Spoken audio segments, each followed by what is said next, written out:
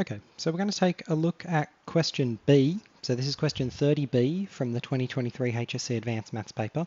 So we've just found the x and y coordinates for the two stationary points.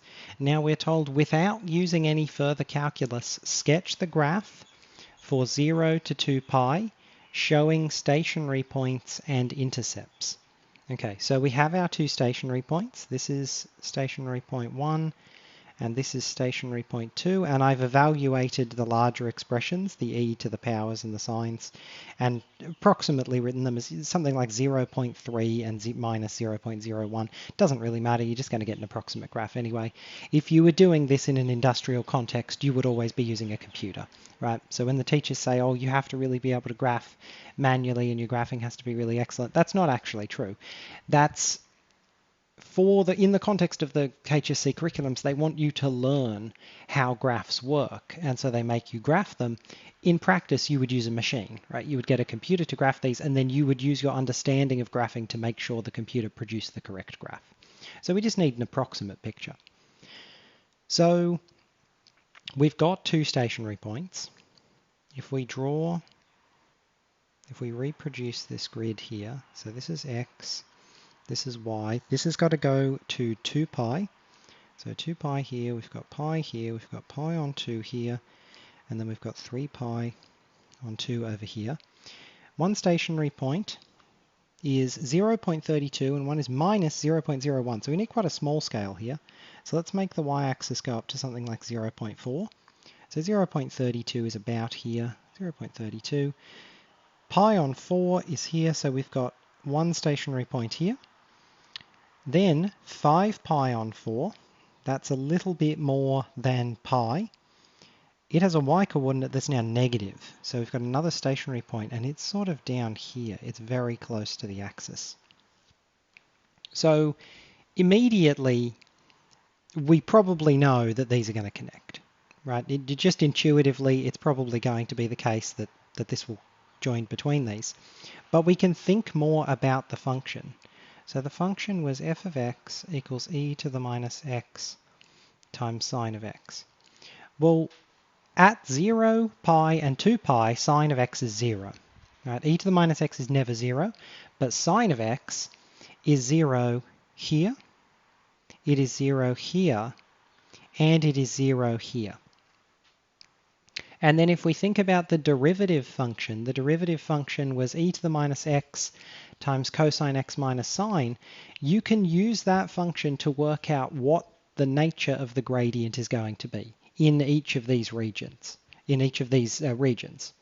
So if we take our derivative, we had our derivative up here. It was e to the minus x times cosine x minus sine x. So f prime of x was e to the minus x times cosine x minus sine x.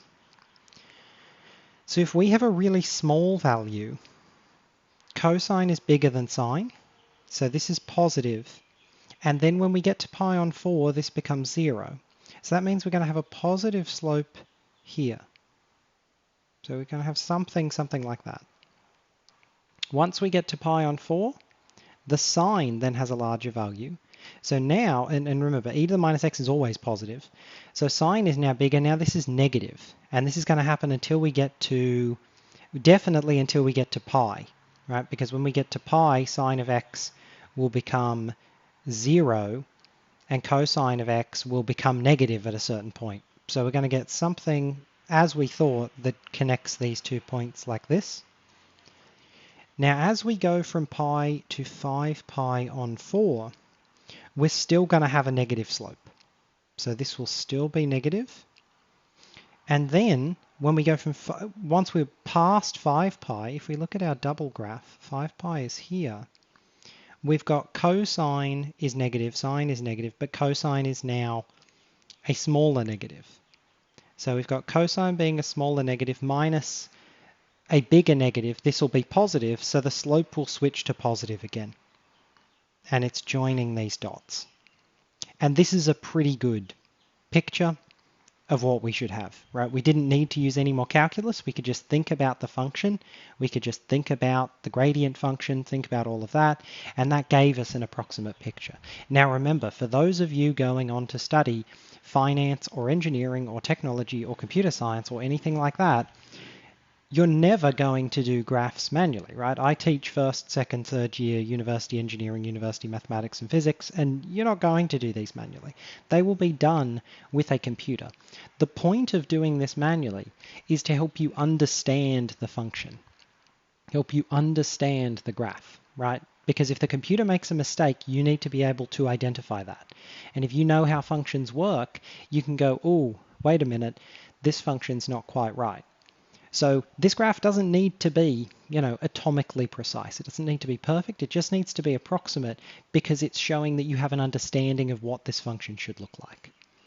In terms of the 2 marks, it's going to be a fairly straightforward 2 marks. You'll get 1 mark for an attempted graph that's not quite right. So some kind of moderate or reasonable attempt will get you 1 mark. To get the correct mark, you have to get everything the question suggested. And of course, you can label, it's not uncommon for them to want you to label the stationary points. So SP1, SP2, and then you can say these are the intercepts. Intercept 1, intercept 2, intercept 3, and you can put the coordinates of them on as well, or write them somewhere on the page. Labeling them is a good idea, because historically that's what the mark is like in the papers. So this is how we do question 30B from the 2023 HSC paper.